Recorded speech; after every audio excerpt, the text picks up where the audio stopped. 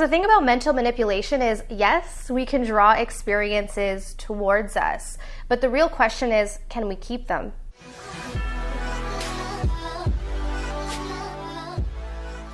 Hey everyone, and welcome back to Kaylin Bowman. Be fiercely authentic, live your truth. So today I want to discuss mental manipulation versus spiritual embodiment. This is something that I've been wanting to discuss for a while. I've sort of integrated it a little bit into some of the videos in the past, but I really wanted to dive into the difference between the two. And for some of you, you may be aware of this in your own life, especially if you've been someone who has, tried to manifest things, or you've been intentional in your manifestation process. So when we look at mental manipulation, what that means is that we're temporarily manipulating energy to draw an experience to us. Now, spiritual embodiment is actually becoming what it is that we want to attract. It's a complete embodiment of the energy rather than temporarily trying to manipulate the energy.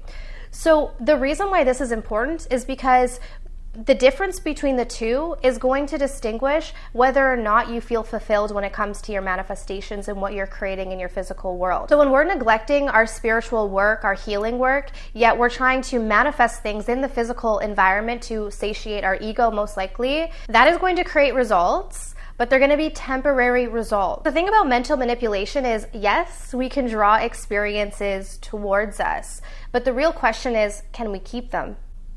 So for those of you who have been able to manifest things but aren't able to maintain it or keep it, or maybe you're able to manifest kind of parts of what you want but not what you truly desire, this is most likely because there is some form of mental manipulation. Because if we're truly doing our inner healing work, what's happening is we're radically shifting on an internal level.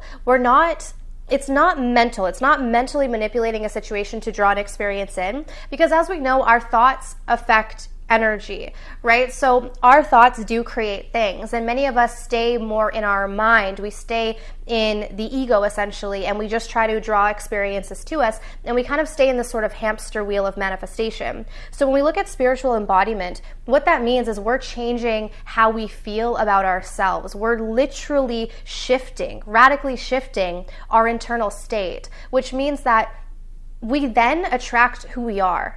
So that's what spiritual embodiment is you're attracting not what you want, but you're attracting who you are at your core. So when you see someone who's able to effortlessly manifest things into their experience, what you're actually seeing is spiritual embodiment. So that person no longer has to mentally conjure up the thought of what they want. They're being that. They're being that which they desire. They're being prosperity. They're being love. They're being happiness. They're being joy. And so because of that, experiences naturally gravitate towards them instead of them having to use their conscious mind to draw the experience in.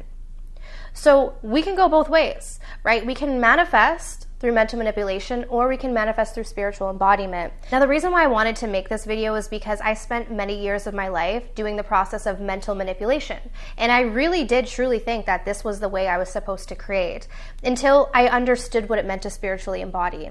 And when you spiritually embody, there is a radical shift that happens. And that radical shift goes from stress and anxiety of trying to make something happen, force something, right? We can all tell the difference between forcing something and allowing something. And when we're in mental manipulation, it's usually through mental force.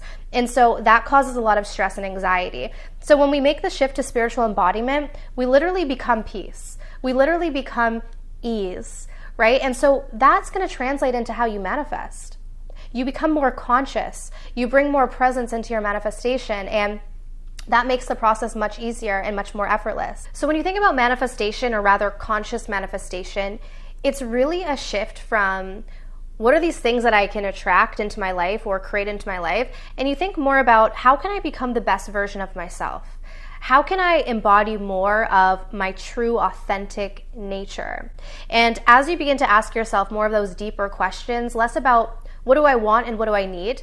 Mind you, there's nothing wrong with that, but when you shift to how can I be more in tune with who I am, then you'll notice that the desires that you have will naturally come into your experience. You won't have to draw them in, you won't have to force them, and you won't have to do a lot of mental manipulation.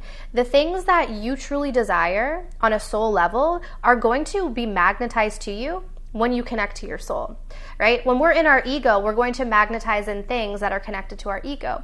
And as we know, the ego is never satisfied. So that's why when we're doing the process of mental manipulation, we're never fully satisfied. The work is to embody the energy of love, wholeness, peace, and joy, and you can't help but draw in those experiences that match that. So I truly hope that this video was helpful. If it was, be sure to give me a thumbs up. Go down below, subscribe, hit the bell to get my notifications. And if you guys are interested in one-on-one coaching or my online course, Become a Love Magnet, all of the information for that will be down below as well. But I'm sending you guys absolute love and light, and I'll see you soon. Take care.